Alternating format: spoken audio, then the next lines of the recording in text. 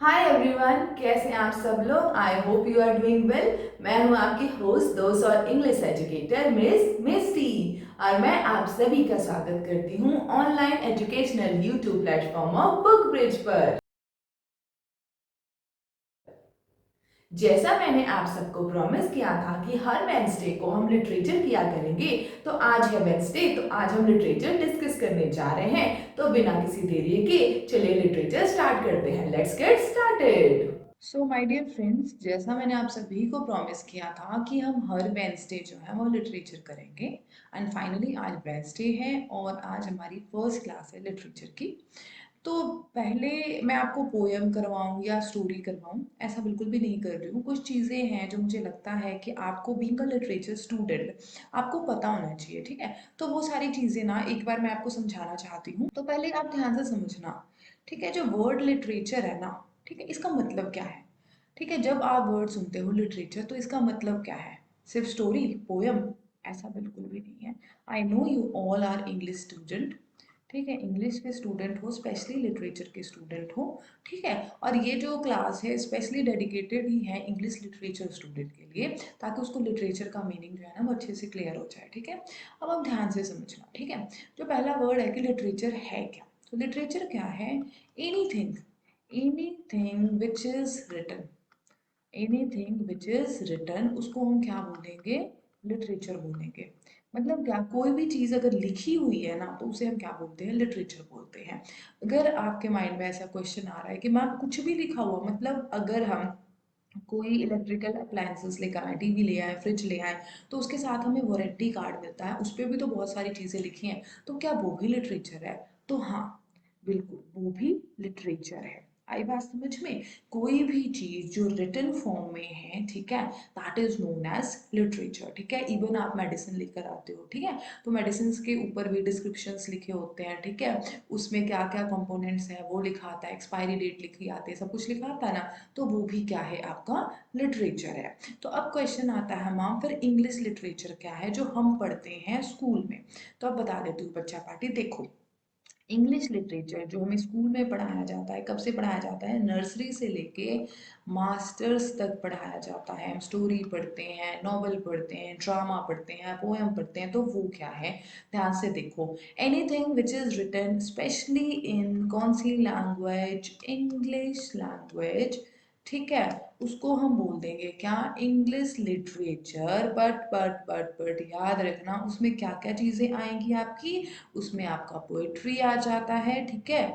उसके बाद आपका क्या आ जाता है, ड्रामा आ जाएगा, नॉवल आ जाएगा, स्टोरीज आ जाएगी, शॉर्ट स्टोरीज आ जाएगी, एक्सेट्रा। ये सारे क्या हैं, लिटरेचर हैं। आई होप कि आपको व्हाट इज लिटरेचर इसका आंसर मिल गया होगा, और इंग्लिश लिटरेचर में क्या क्या चीजें आती हैं उसका आंसर मिल गया होगा, ठीक है जी। अब आ जाता है एक क्वेश्चन, ठीक है, कि जो इंग्लिश लिटरेचर है ना, इंग्लिश लिटरेचर, जब भी इंग्लिश लिटरेचर लिखी गई, ठीक है, या जब भी हम इंग्लिश लिटरेचर लिख रहे हैं, इंग्लिश लिटरेचर लिख रहे हैं का मतलब क्या हो गया, चाहे आप पोएट्री लिखो, ड्रामा लिखो, कुछ भी लिखो, नॉवल लिखो, शॉर्ट स्टोरीज लिखो, स्टोरीज लिखो, ठीक है, तो वो कैसे लिखी जाती है, क्या चीज़ है। तो आप हमेशा याद रखना, इंग्लिश लिटरेचर जो है ना, हमेशा दो फॉर्म में लिखी जाएगी। पहली बात लिरिकल या फिर नरेटिव, ठीक है। अब आप कहोगे मैम नहीं नहीं, स्टोरी था, पोएम था, दिस था, दैट था, तो मैं एक चीज आपको ना ब्रॉड लेवल पे बता रही हूँ, ध्यान से समझना। क्या कहते हैं, देखो, या तो आप अपनी फीलिंग्स को लिखोगे, आ रही है बात समझ, या तो आप अपनी फीलिंग को लिखोगे in the form of poem, in the form of story, in the form of drama, in the form of play. आई बात समझ में, तो वो कौन सी कैटेगरी में फॉल करेगा कि ये लिरिकल है। आई बात समझ में।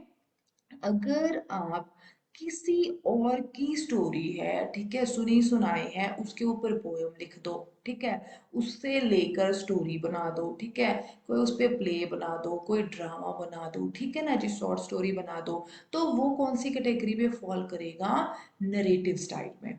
आई बात समझ में। तो अगर आप देखो, आप कहोगे कि मैम पोयम है, उसके बाद स्टोरी है, ड्रामा है, सब कुछ है, ये बाद में है।